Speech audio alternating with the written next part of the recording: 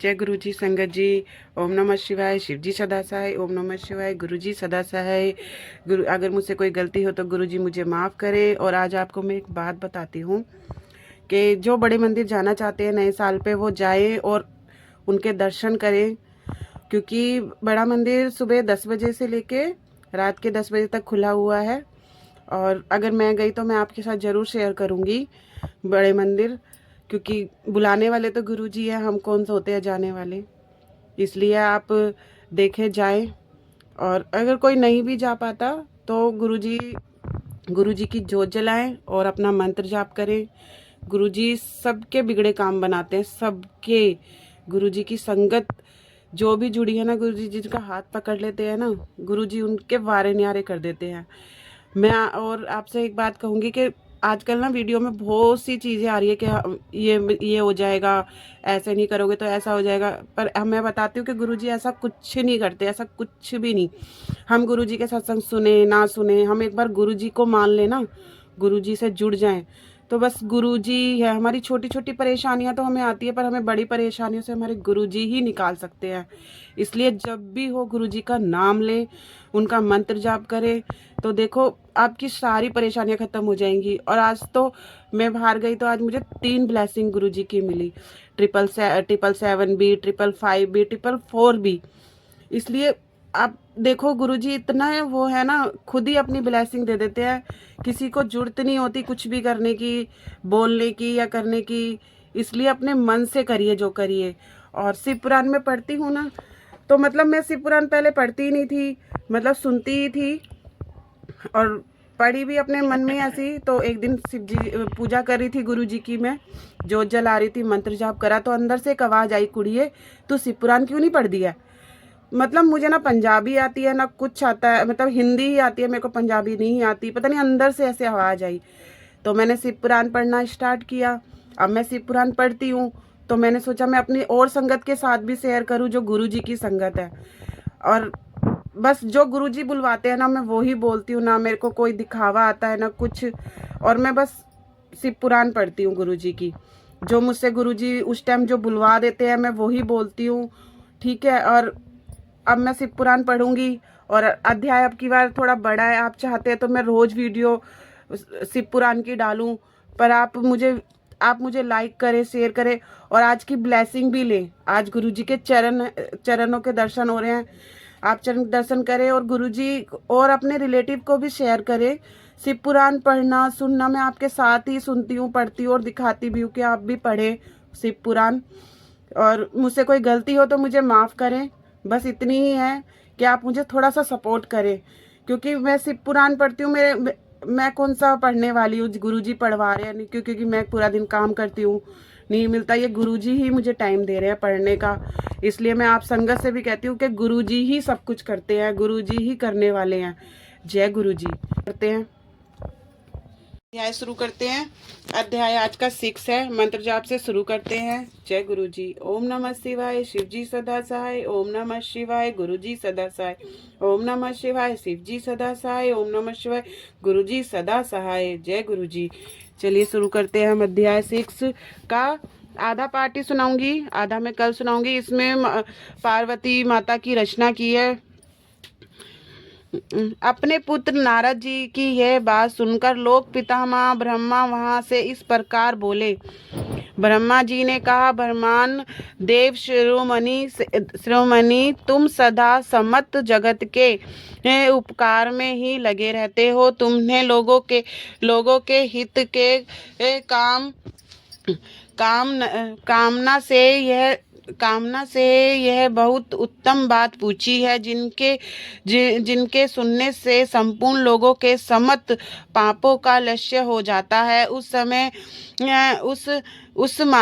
उस अनायाम से शिव तत्व का मैं तुमसे वर्णन करता हूँ। शिव तत्व का स्वरूप बड़ा ही उत्कृष्ट और अद्भुत है। जिस समय समस्त चराचर जगत नष्ट हो हो गया था। सर्वत्र केवल अंधकार ही अंधकार था। ना सूर्य दिखाई देते थे, ना चंद्रमा, अन्य ग्रह और नक्षत्रों का भी पता नहीं था। ना ही दिन होता था, ना रात, ना अग्नि, ना पृथ्वी, ना वायु और ना जल की कोई सत्ता नहीं थी। प्रधान तत्व व्यवताकृत प्रकृति से रहित सुना आकाश मात्र शेष था। दूसरे किसी तेज की उपलब्धि नहीं होती थी। दृष्टि आदित्य का भी अस्तित्व नहीं था। शब्द और स्पर्श भी साथ छोड़ चुके थे। गंध और रूपी के भी अभिव्यक्ति नहीं होते थे। रस का भी अभाव नहीं हो गया था। दिशाओं का भी भाव नहीं होता था। इस प्रकार सब और नियंत्रण सूची भेद घोर अंधकार फैला हुआ था। उस समय तस् ब्रह्मा इस दृष्टि से जो सत्य सुना जाता है एकमात्र वही शेष था।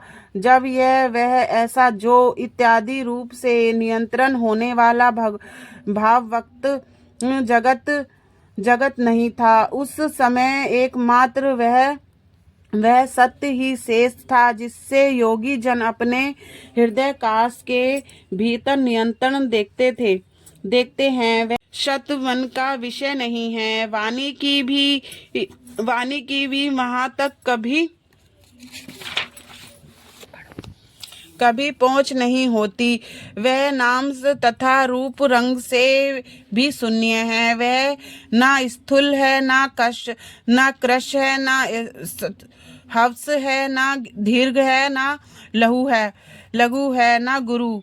उसमें ना कभी वृद्धि होती है, ना आस होती है, ना दृष्टि भी उसके विषय में चिकित्सा भाव से इस है। इतना ही कहती है, अर्थात उनकी सत्ता मात्र का ही निरूप कर पाती है। उसका कोई विषय विकल्प देने में असमर्थ हो जाती है। वह सत्य ज्ञान स्वरूप अतत परमात्मा देह में परम ज्योति स्वरूप पर में अधिकारी हित निवकार नियाकार निर्गुण योगी गम सर्वव्यापी सबका एकमात्र कारण निर्विकल्प निवारण माया शून्य पूर्व ध्रुव रहित अद्वितीय आनंदी अनंत संकोच विकास से शून्य तथा निश्चय में है।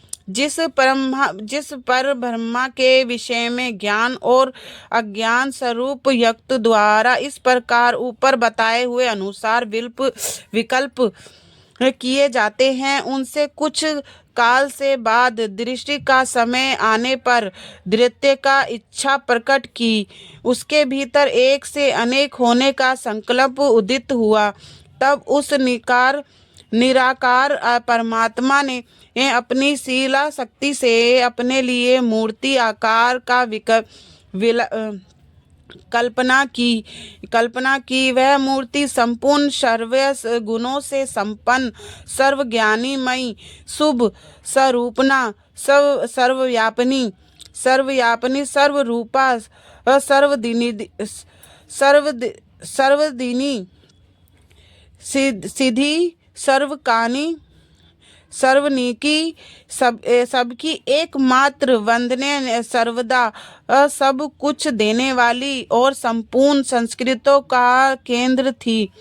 उस शुद्ध रूपनी ईश्वर मूर्ति की कल्पना करके वह अद्वितीय आनंदी अंत सर्व प्रकाश के चंद में सर्वव्यापी और अविनाशी परम ब्रह्मा अंतहित हो गए।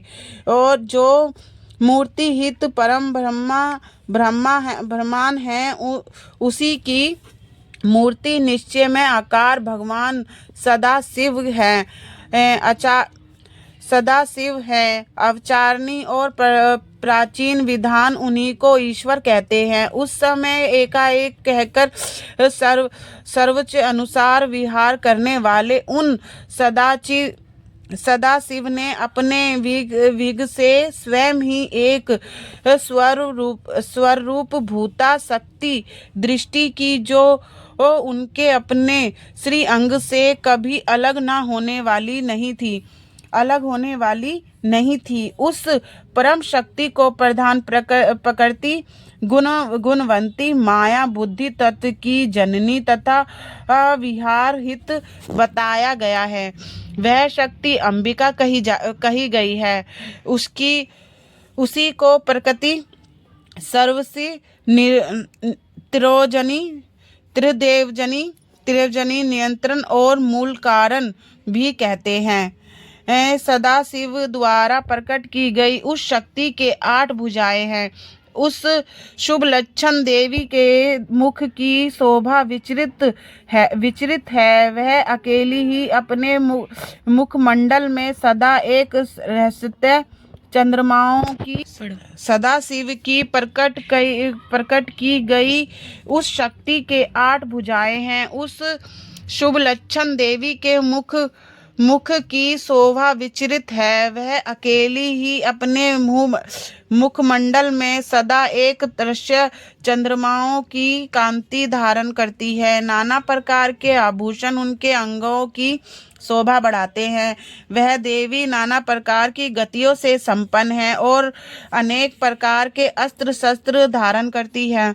उनके खुले हुए नेत्र खिले हुए कमल के समान जान पड़ते हैं। वह निचित्र तेज से जगत जगमगाती है। वह सबकी योनि है और सदा